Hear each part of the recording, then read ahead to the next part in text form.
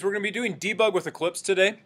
Debug is the process of looking for errors or looking closely at our code. Again, we have the lovely story that the debug happened when you were having to physically remove bugs from the sockets of the early computers. And because, bugs like heat and warmth and light and vacuum tubes provide a great source of all of those. And so they go climb in and carbonize themselves, preventing the vacuum tubes from working quite as effectively as possible. So debugging is the removal of bug from that. Lots of fun. But moving past that, we have some process that we're going to use. So the first thing we have to do, obviously, we have to build a project. You can't debug something if it's not existing yet. So we have our cute little smiley face right there. We have to actually first debug our project, or build our project, before we can debug our project. And then we're going to run our project. When we run our project, this is where we will find that we either have a logic error or we have some null pointer exception or some other exception of a type that makes it so that our code no longer works. And when we find that spot where it's breaking, this is identifying to us where we need to actually put a breakpoint, where we need to figure out where that problem is. And so this is, by running the project, we're able to specifically see what we need to fix. And we're going to need to set a breakpoint there. And to do that, what we need to do is we need to go to our actual project and look inside there at the console window in the error message if it's a null pointer exception, to look for that line number, or to simply, based on the execution of the program, identify where in our code that is. To continue with the debug process, we have to actually go to the debug project. We've got a great lovely window for that, and so we click on that debug window and we go from there, and we actually use that to go in there. So in our debug process, we have a couple things we need to do. The first thing, obviously, is you have to choose Debug Project. That is where we're going to click on the Debug button. It's a cute little button up in the top middle-ish left. We then have our Step Into, which is one of the three areas that we'll generally deal with debugging. The Step Into is where we look closely at our code, and we'll look more closely at that in just a moment. We have Step Over, where we are going to actually simply just do that code and go to the next line, not looking in closely.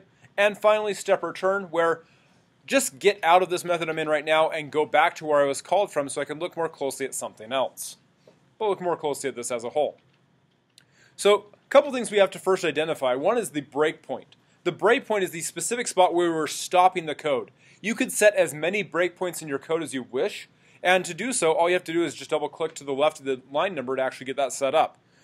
When you use the breakpoints, this is where we actually identify where we are stopping that code, like I just said, and you identify this by running to that point. It's like the computer sees the breakpoint in the program, the Java debugger then stops at that point and prompts you to either continue on with using the resume button or to simply go into more detail and actually look at the line-by-line information. If we resume at this point, it will simply just keep running the program as if we had not even stopped. It's basically like a pause feature for the program that we're running at the time. And that will either go back to that same breakpoint if it's inside a loop, or go to the next breakpoint inside the execution of the program. If there are no further breakpoints, it'll simply continue running the program until its termination point. Now, a couple things when we want to do this. You don't want to set a lot of breakpoints inside your GUI. Your GUI stuff, that's going to cause a lot of information that we're overload that we don't need to deal with. And so our breakpoints, we want to make sure our GUI is fairly clean, very simple when we're doing this, so we can avoid trying to go in-depth into the Java GUI, because that's stuff that we don't have access to the code, and it generally means we have a problem in what we're calling for that. But we'll talk about that more another time. We have our variables window as a specific area we're going to be looking at. The variables window is where we look at the individual values of what we're dealing with. This is where we see the values that we're looking at inside the program. Now, here we have access to both the local variables of an individual method and the actual class variables of the object as a whole. And so we'll use this dot to go into it and see all the class variables. And we can scroll down through the giant list of stuff that belongs to that individual object, as well as any local variables for the method that we're in right now. This is one of the reasons why I like to use variables to hold values rather than simply just dump things in a single line. Because especially when you're debugging, you can keep track of those values as you look to see what's going to be assigned into something by using this lovely feature of the variables window in debug. Yes, you can put a whole bunch of stuff, just pass it in one single line and have the code execute, but by using the variable that you assign to something later on, you can actually keep track of it and use it when you're trying to solve problems inside your code. This is specifically where we're going to look for dealing with logic and null pointer exceptions. A logic error, we'll be able to see if we calculate something incorrectly. By looking at the variables window, we can actually identify that and move on. for a null pointer exception, we can see when the variable window, if that variable never has anything changed from that null, we can identify where we forgot to actually initialize a value, or see where something is not passed properly if for some reason we actually pass it a null. And the variables window is where as we use the step into feature, this is where we're checking each individual value of the program at that point. This is where we're watching at the execution of the code and what's going on within it. Next, we have the idea of step into. As I said earlier, this is the detailed examination of our code. When people think of debugging, they generally are thinking of the step into method. This is where we go line by line, part by part if necessary, through the code. If you have a multi-part statement where you have this dot get whatever dot passing it some parameter of a thing, you will have multiple step intos you'd have to actually go through and do. So by having each line of code do one thing, the step into does one thing at a time. So that's one of the reasons why, like I said, to use a single variable, especially when you're running code that you haven't run before, it's very important to not do too much on one line of code.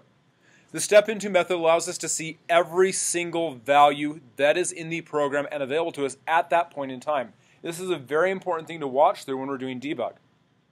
And we want to watch where we are both in the code and in the values section of the variables window. So we will watch two different things in the step into section. Our step over section is, I'm okay with this chunk of code. I know what this line of code does. I especially use this when I'm dealing with a getter that I know is already correct, or if I'm using a simple value like x equals 7. I don't really need to watch that individual line of code and go into detail on that. I know that if I'm simply assigning a value or calling a getter that I've already tested, that this is something that I don't have to go into. Especially the step over becomes helpful if I've already been doing the step into on a method and I've gone through the entire method as a whole. Once I've gone through that a few times, there's no need to step into every single line of code of that method again, and I can use the step over method to skip over that method, and it'll just do that entire method as one chunk and then go to the next line of code. So step over is very useful to, I've already checked this, let's go to the next thing and check that. So you will use a combination most often of step over and step into as you go through your debugging sequence. Finally, we have the step return. Step return means I'm done checking this method, take me back to where I was called. This is especially useful if you get stuck in some debug and it's just taking forever and you don't want to resume it, but you want to get back to what called that line. So it'll continue executing this chunk of code and then go back to the calling method. So if, say for example, you get stuck inside a GUI and you want to get back to where you were originally looking at, the step return will get you back to that point. So it'll do that, get back to the next one, go back to the next one. So step return is very useful if you're trying to get out of some stuff that you didn't need, you went too far into the debug. You simply just need to get in there and get back to where you're actually looking at the code. So this is especially useful, like I said, when you get into, say, something that belongs to Java's language stuff versus your own code, because you just want to get back to where you belong, so it'll get you into your actual code that you're looking at. You can generally assume that Java is not the error source. It's most likely, if you're looking at your debug structure, that the error is happening in your code, and we also don't have the source to look at for Java's code, and so as such, the step over, step return, step over, step into is not as useful when we're dealing with GUI or Java code itself. And this, as I say, is further proof that a single giant method is a bad idea. Because if you're inside a single giant method, step return won't help you, because you can't get back out of it because you're in the only thing there is. And so step return is a giant reason why not to write code like they did back in the day. Rose-colored glasses, not really there. So we have our selection sort our sort that we started looking at earlier in the project, and so we have our project right here. Here's Eclipse and its debug system. We're in our controller, and I have my fill the arrays method called. I then have my mySorter.SelectionSort passing the integers variable, which is that single-dimensional array of ints. And then I have my system.print mySort.SortingTime passing it mySorter.getSortTime.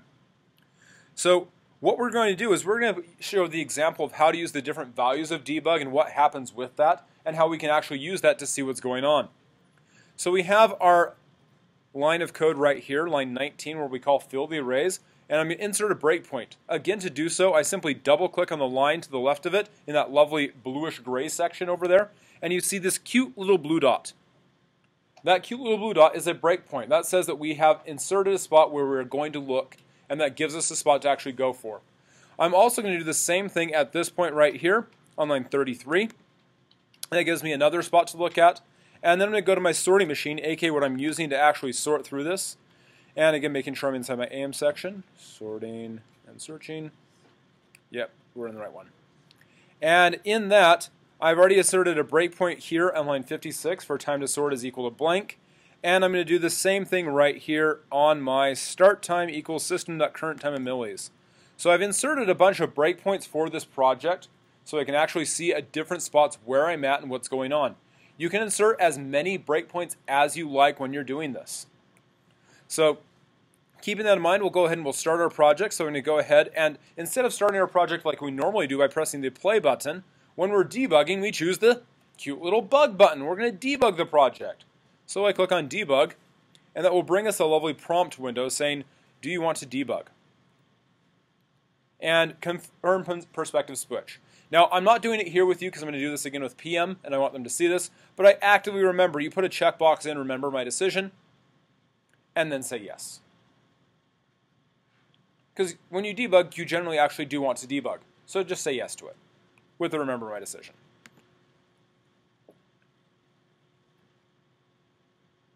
And this brings us to the debug perspective. The debug perspective is very different from a regular Java perspective. As you can see, we have a bunch of different windows. I'm going to close my Logcat window because we're not really using Logcat that much since we're not doing Android development right now. And we're going to scroll this up a bit, and I'm going to close my outline window since I'm not using that either. And so the main areas that we're going to be using, we have our code window where we have access to our actual code, a console where we can see any errors that we need to deal with, but up here on the top we have a lot of information we're going to use quite often. Here's our Stacktrace area. This is our debug. This is where we are inside our program. The Stacktrace is very useful to see if we are looking where we are in our program, what kind of calls are happening, especially if we're dealing with a problem with recursion. This is where we can see we've called that same thing over and over again, and our stack has gotten too huge, and that's why we're getting a stack overflow. Over here on the right, we have our variables section. This is where we'll check all of our values that we just talked about a minute ago on our slide, on our notes. And then our breakpoints window is also available. I can see every single breakpoint in this project. And I can use this to either remove breakpoints or check through them, but we don't have to deal with that right now. But we have our breakpoints, we can check through all of those. Our variables window, though, is where I generally have it set to show as the default because that's where we're watching the most. As you can see, we have the this dot where we can keep track of the current object and then any values that are assigned with it. In this case, I'm inside my controller object, and so I can see all the values of the variables inside my controller object at this point in time. So my integers array is a null array. There's nothing inside it. Same thing with reals and words. But my sorter object is a sorting machine object that I've already created and I can get access to. Over here on the left, I have access to my debug commands. There's a bunch of commands that we need to look at and know. The first one is just to get rid of all of our breakpoints and move on. We'll just skip past everything. Not one I use very often, but occasionally it's okay. We have the resume button. The resume button says just go to the next breakpoint. It's like it's play to the next pause mark that I've already indicated. I have my terminate button, which closes the program. Crazy. This is great if I realize I need to do a lot of fixing. I have my step into. As you can see, I have these two little blue dots that the arrow is going into. And I have the lovely little hover key of F5 to step into as the key for this. Using the keypad on this is quite effective when you're not on a laptop, because you can step into it by pressing F5 and go to it and see where it's at. And again, you have the cute little visual reminder of the two dots, meaning you're going into that line and looking in detail. I have my step over, which is F6. As you can see, the arrow is going over the hump because it's just doing that line of code and going to the next line. It's not going to look closely at it, it's just going to do it and move on. And then I have step return, where I'm leaving where I'm at right now and going back to where I was. So these are the four that we'll use, or five that you use the most: the resume, the terminate, or exterminate, the step into, the step over, and step return. The two we use the most, by far, are step into and step over. Step into, again, is the check very closely where we're at. Step over, simply do it and move on. If I do step into on a method, I will go into the method. If I choose step over on a method, it will do that method and then just go to the next line of code. And we'll see a couple samples of that here in just a second.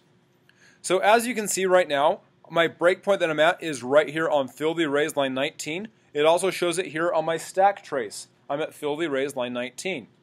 If I were to use the step over method, it would simply just bring me right to my next line, line 20 of mySorter.SelectionSort.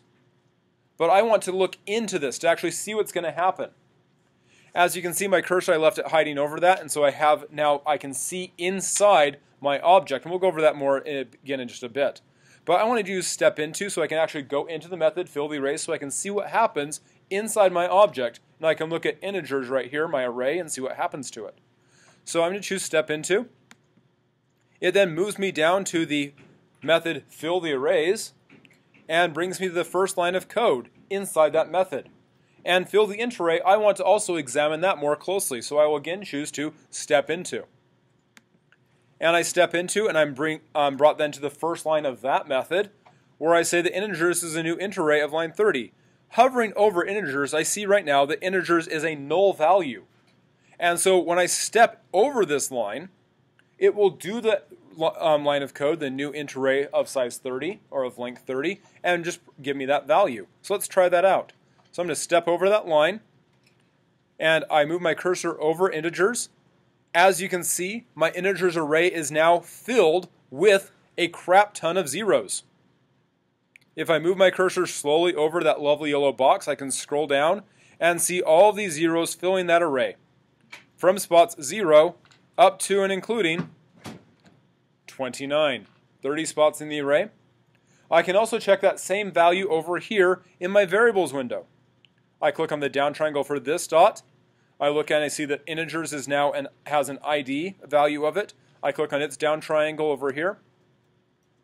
And I see that spot 0 in the integers array has a value of 0. And that process continues all the way down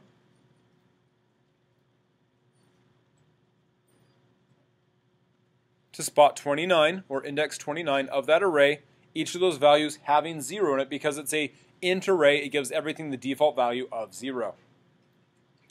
I then have my for loop. Now with a step into, I can step into every single step of this loop, or I can simply step over the loop. And we'll do a couple samples of step into so we can see this, then we'll use the step over to get through the rest because we don't want to step into 30 times on that. So we'll step into this, and it immediately gives us the start. I move my cursor over at 0. 0 is definitely less than integers.length. So I have integers, 22.length right here will show me that I have a value of 30. And I go into here, integers at start. Start is 0. Equals the parens int math.random times 3600. I will step over that one line of code, which brings me back up to the loop again, where my start plus plus is going to happen. I move my cursor up to this, and my integer position of 0 of my integers array has a value now of 28 or 24,804. I can step over this again and step over again, and as you can see, line 1 also has that. And step over, and that continues down all the way through that. Now I am going to use my step return to get out of here because I'm done with this method. I know it's going to continue executing properly, so step return gets me out of this method and takes me back to where that was called. So now I'm into the method that called me. It finished completely, and I would go into fill the double array. I'm not going to watch that right now, so I'm simply going to step over that method call, which means it just does that one line of code and brings me to the next line. I don't have to look at that method, go into it in depth at all. And so I'll do the same thing also for fill the string array because I'm not looking at that right now. Both those methods I skip over, which brings me to the end of the method. I can step over that. I'm done with that. I'm now into the line of code. I'm at my arrow indicator right here saying I'm now on mySorter.SelectionSort passing integers. And I'm going to use my resume key to check to see what happens at this point, which will take me to my next breakpoint, which takes me inside selection sort where I'm going anyway, but that's all right.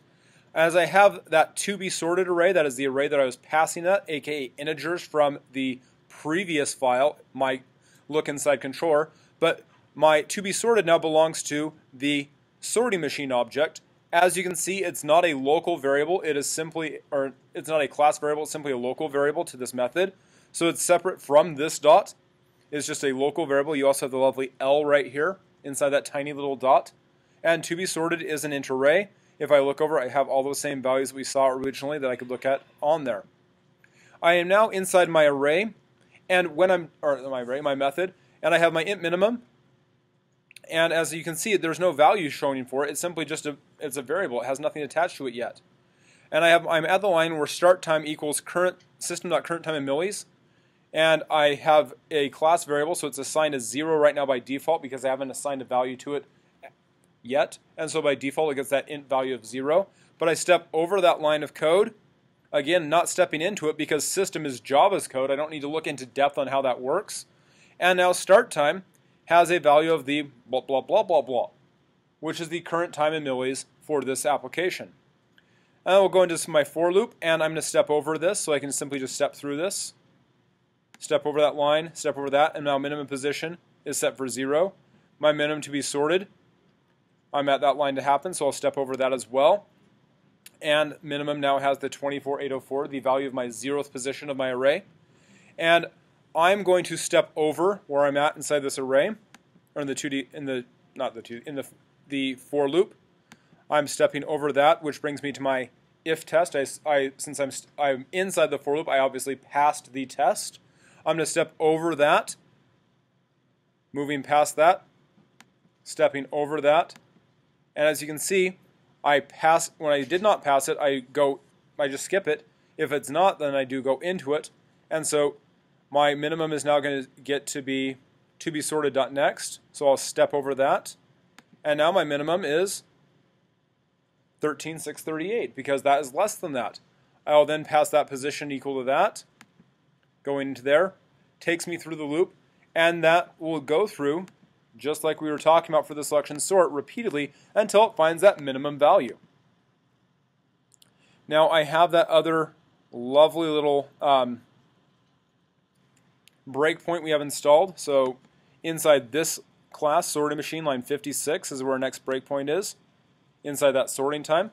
So I'm going to go ahead and choose play to that next breakpoint, or resume, which brings me to my sorting time, where I've passed it a sort time. This is how long it took to sort it, was 106,802 milliseconds.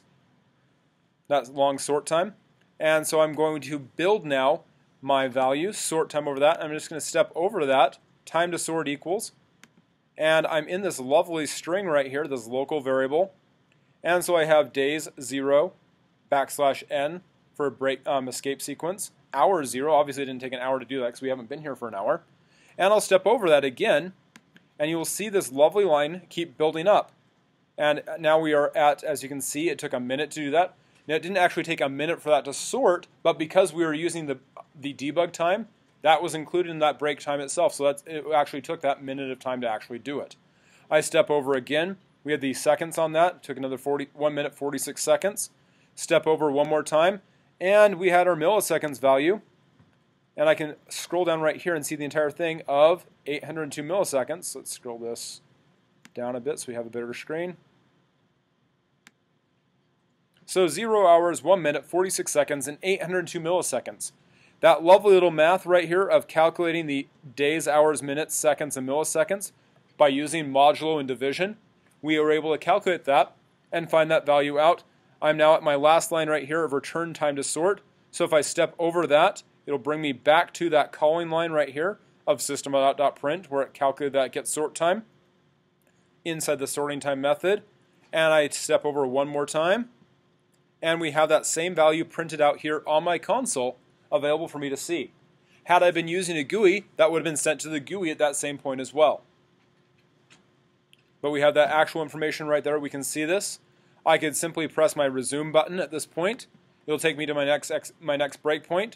Seeing as there are none, we simply see the terminated execution right here. We are done with that. And so our use of the debug allows us to go into and see every single line of code that we're dealing with.